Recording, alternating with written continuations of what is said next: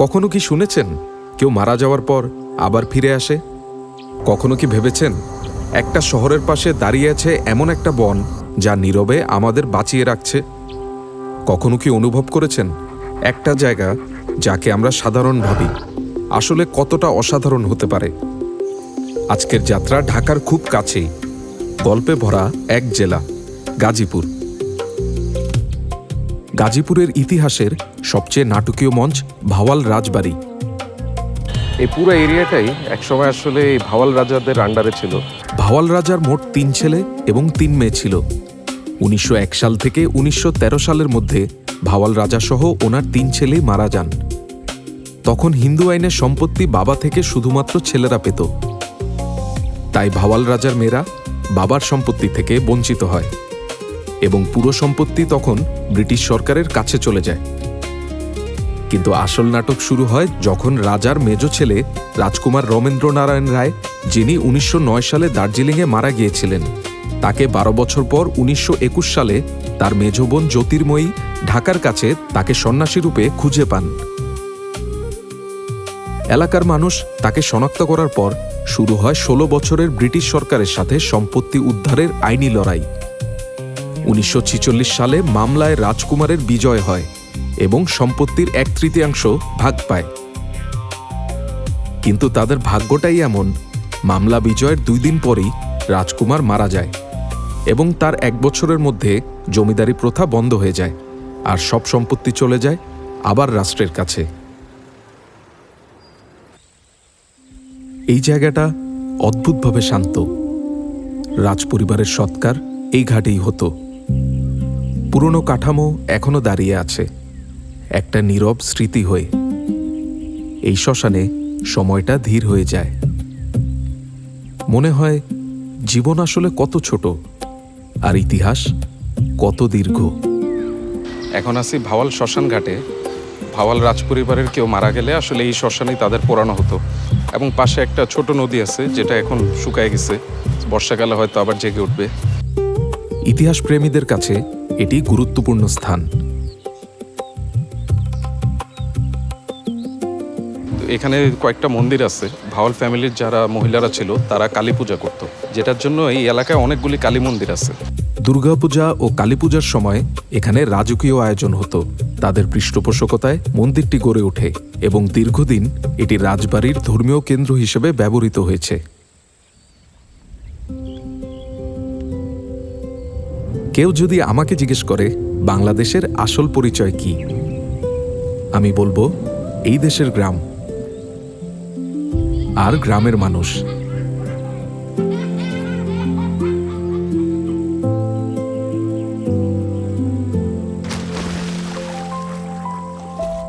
গাজীপুরের শান্ত একটা গ্রাম, শ্রীফলতলী, আর তার মাঝেই দাঁড়িয়ে আছে এই জমিদারি। 200 বছরের পুরনো এই জমিদার বাড়ি একটা স্থির ইতিহাস।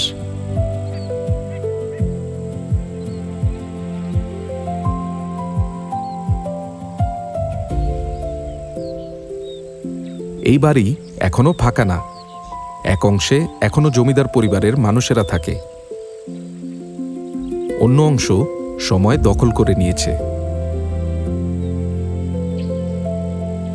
কলোনিয়াল ছোঁয়া, দেয়াল, স্তম্ভ, কারুকাজে স্পষ্ট। চীনামাটির কাজ এখনো চোখে পড়ে। এখানে কয়েকটা জমিদার বাড়ি একসাথে আছে, প্রায় 200 বছর পুরান এই জমিদার বাড়িগুলি। এখানে লোকালরা বলে এই জমিদার বাড়ির ওয়ালের ভিতরে নাকি এখনো গুপ্তধন লুকায় রাখছে। দেয়ালে গুপ্তধন থাকুক আর না থাকুক, এই জায়গাগুলো আমাদের দেশের জন্য গুপ্তধন থেকে কোনোভাবে কম না।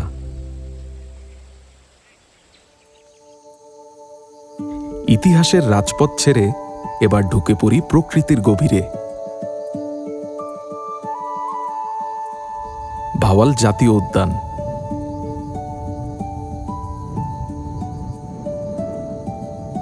ঢাকার পাশের সবচেয়ে গুরুত্বপূর্ণ সবুজ অঞ্চল।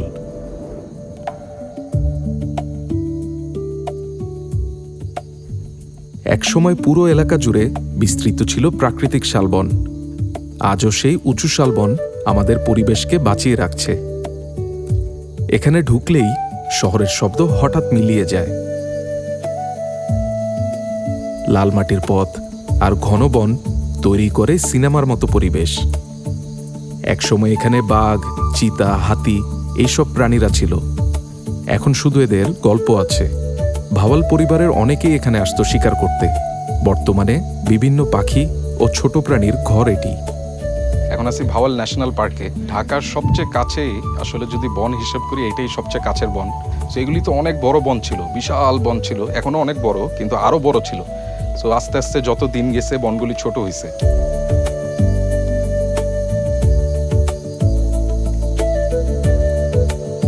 এই বন শুধু সুন্দর না, এটা প্রয়োজনীয়। আমাদের তাপমাত্রা, আমাদের বাতাস, আমাদের ভবিষ্যৎ সবকিছু এর সাথে জড়িত। কিন্তু আমরা কি এটাকে নিজ নিজ জায়গা থেকে রক্ষা করছি? কখনো কখনো গন্তব্য না, যাত্রাটাই আসল। বাংলাদেশের অন্যতম সুন্দর রাস্তাগুলোর মধ্যে একটি হচ্ছে বনঘরিয়ার ভিতরের রাস্তাগুলো। যারা রোড ট্রিপ পছন্দ করেন তারা এই রাস্তার প্রেমে পড়ে যাবেন। রাস্তার দুই পাশে সবুজ গাছের টানেল, শান্ত রাইডের জন্য পারফেক্ট। এই রাস্তার সবচেয়ে সুন্দর দিক হলো আপনি চাইলে যে কোনো জায়গায় থেমে যেতে পারেন। রাস্তার পাশেই ঘন বন, যেখানে ঢুকলেই মিলবে পাতার শব্দ আর পাখির ডাক। এখানে কিছু সময় কাটানো মানে নিজের ভেতরের শান্তিটা খুঁজে পাওয়া। ছোট ট্রিপেও বড় অনুভূতি দেয়।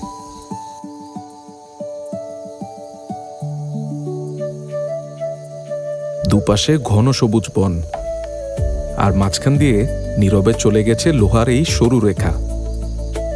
বনখরিয়ার ভেতরের রেললাইনটা যেন একেবারে অন্য এক জগতের পথ। ট্রেন খুব কমই আসে, তাই এই জায়গাটা অনেকটা নির্জন আর শান্ত। প্রকৃতি আর মানুষের তৈরি পথ দুটো মিলে এখানে তৈরি হয়েছে এক অসাধারণ দৃশ্য।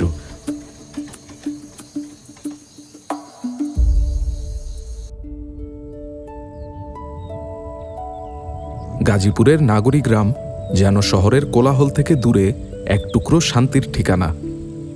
এই গ্রামের নিরিবিলি পথের মাঝে দাঁড়িয়ে আছে এই চার্চটি।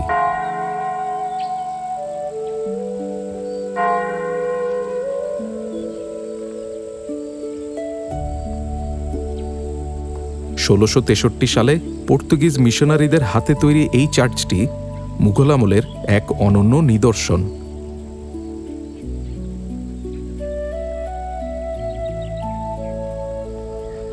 আমি এখন আছি নাগরী চার্চে। খুবই সুন্দর, বিশাল জায়গা নিয়ে একটা চার্চ। এই চার্চটা বাংলাদেশের one of the oldest church. Portuguese মিশনারিরা বেসিক্যালি এই চার্চটা স্থাপন করেন। এই গাজীপুর এলাকায় ফার্স্ট খ্রিস্টানিটি এখান থেকেই প্রচার করা শুরু হয়েছে। ঈসা আলাইহিস সালাম বা জিজাস ক্রাইস্ট শুধু খ্রিস্টানদের না, মুসলমানদের কাছেও অত্যন্ত সম্মানিত একজন। তিনি জন্মেছিলেন অলৌকিকভাবে, একজন মায়ের গর্ভে, যাকে ইসলামেও সর্বোচ্চ মর্যাদা দেওয়া হয়েছে। ঈসা আলাইহিস সালাম মানুষকে শিখিয়েছিলেন দয়া, ক্ষমা আর মানবতা। একটা জায়গা যেখানে শুধু ইতিহাসই না, বাংলা ভাষার একটা অংশের জন্ম লুকিয়ে আছে। বাংলা ভাষার যে প্রথম গ্রামার, ব্যাকরণ, এই ব্যাকরণটা লিপিবদ্ধ আসলে এখানেই করা হয়েছে। সত্যি বলতে আমরা নিজ নিজ ধর্ম সম্পর্কে জ্ঞানের অভাবেই বিভক্ত হয়ে যাই, কিন্তু প্রায় সব ধর্মই শান্তি, ধৈর্য আর ভালোবাসার কথা বলে।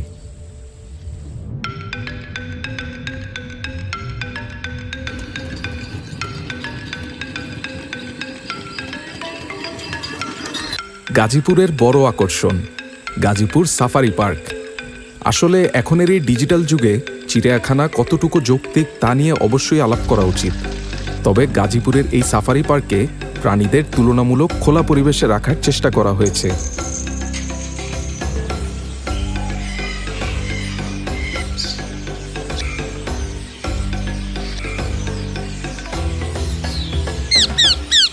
নির্দিষ্ট গাড়িতে সাফারি জোনে ঢুকলে ভিন্ন অভিজ্ঞতা তৈরি হয়।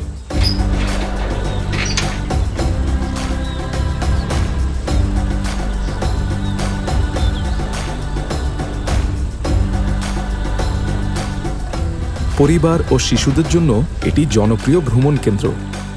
দেখা মিলল আমাদের জাতীয় প্রাণীর সাথে, মাইটি রয়্যাল বেঙ্গল টাইগার।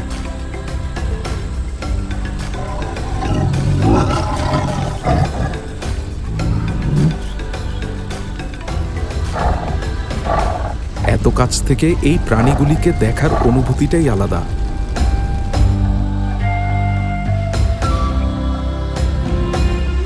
জঙ্গলের রাজা হচ্ছে সিংহ, এর শক্তি, আত্মবিশ্বাস আর উপস্থিতির জন্য।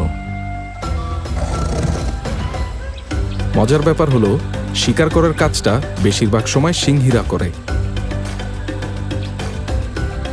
আর পুরুষ সিংহ এলাকা দখল ও দলকে রক্ষা করে।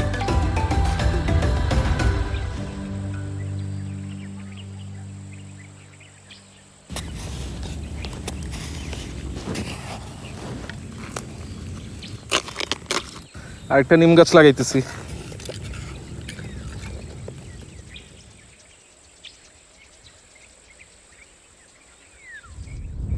প্রকৃতির নরম রূপ, বেলায় বিল। এইখানের তাজা মাছের স্বাদটাই একদম আলাদা।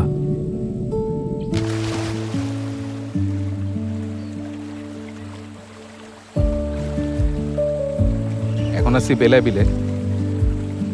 ঢাকার এত কাছে এত সুন্দর একটা বিল, তো আজকে আমি এর জেলো চলে আসছি। আমার কুকুরের নাম হচ্ছে জেলো।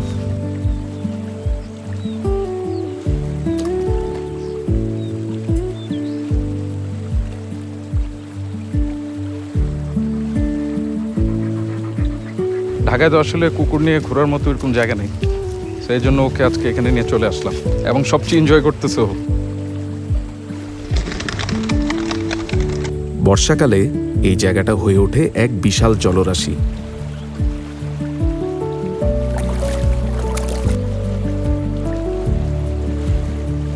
খুবই শান্ত একটি পরিবেশ। সূর্যাস্তে সোনালি আলো যখন পানিতে ভেঙে পড়ে, তখন বুঝি জীবনটা এত জটিল না। আমি এখন খুবই ইন্টারেস্টিং একটা জায়গায় আছি, এটা হচ্ছে আতলোরা ভূতের বাড়ি। আসলে জিনের উপর তো আমরা বিশ্বাস করি সবাই, কিন্তু জানি না এই যে এখানে আছে নাকি আসলে এলাকাবাসী খামাখা ভয় পায়।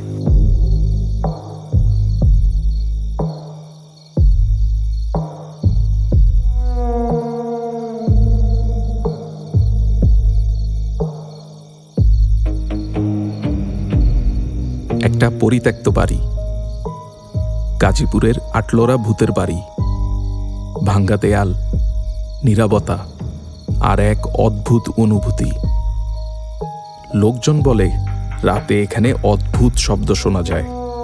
কেউ আসে না, কেউ থাকতে চায় না। সন্ধ্যার পর জায়গাটা আরো বদলে যায়।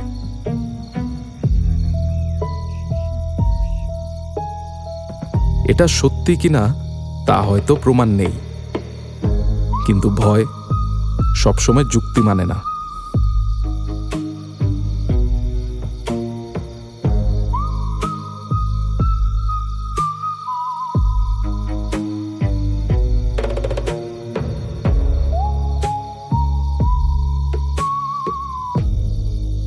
এখানে এলাকাবাসীদের মতে এই জায়গাটা নাকি অভিশপ্ত জায়গা।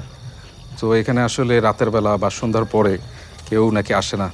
এখন এটা মিথ নাকি রিয়েল তা তো জানি না, কিন্তু তাও দেখতে আসলাম। জয়দেবপুরের এই মন্দির শুধু ধর্মীয় স্থান না, এটা একটা সাক্ষী। 400 বছরের পুরনো ইতিহাসের কথা শোনা যায় এখানে। ভাওয়াল পরিবার এই মন্দিরকে নতুন জীবন দেয় 1906 সালে। ভাওয়াল রাজার মেজ রাজকুমারকে যখন সন্ন্যাসী রূপে ফেরত পাওয়া যায়, তখন তার বোন এই মন্দিরে নিয়ে আসে, যাতে এলাকাবাসী ওনাকে শনাক্ত করতে পারে। এখানে নিয়মিত পূজা অনুষ্ঠিত হয়, বড় উৎসবে ভক্তদের ভিড় হয়। গাজীপুর শুধু প্রকৃতি আর ইতিহাস না, এই জেলা আমাদের অর্থনীতিতে অনেক গুরুত্বপূর্ণ ভূমিকা পালন করে। আমাদের দেশের প্রধান এক্সপোর্ট হচ্ছে গার্মেন্টস প্রোডাক্ট, যার প্রায় 30% তৈরি হয় এই গাজীপুরেই।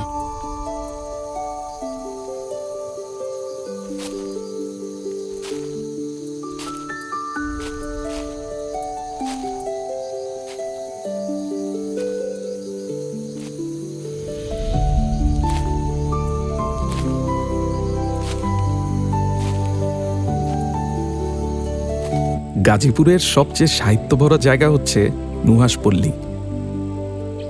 আমি যখন ক্লাস 8-এ পড়তাম তখন আমার স্কুলের পিকনিকের জন্য এখানে আসছিলাম একবার।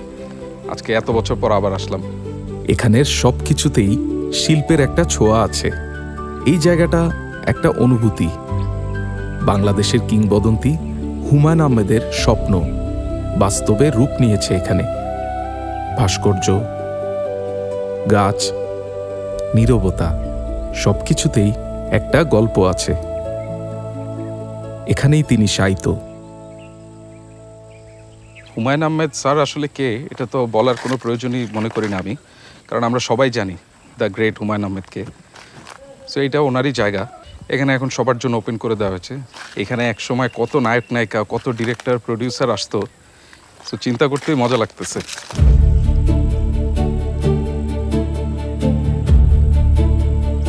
নুহাশপল্লী শেখায় মানুষ চলে যায়, কিন্তু তার গল্প থেকে যায়।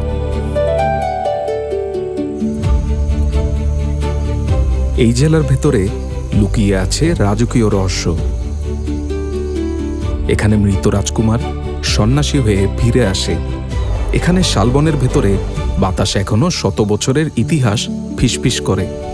এখানে একই মাটিতে দাঁড়িয়ে আছে জমিদারি ঐতিহ্য আর বিভিন্ন অনুভূতি। ঢাকার এত কাছে, তবুও কত অজানা। সব মিলিয়ে একটা কথাই বুঝলাম, বাংলাদেশকে চিনতে হলে তার ভেতর দিয়ে বাতাসের মতো বইতে হবে। গাজীপুরের যাত্রা শেষ, কিন্তু পথ এখনো বাকি, কারণ এই দেশের গল্প এখনো শেষ হয়নি। দেখা হবে পরের জেলায়।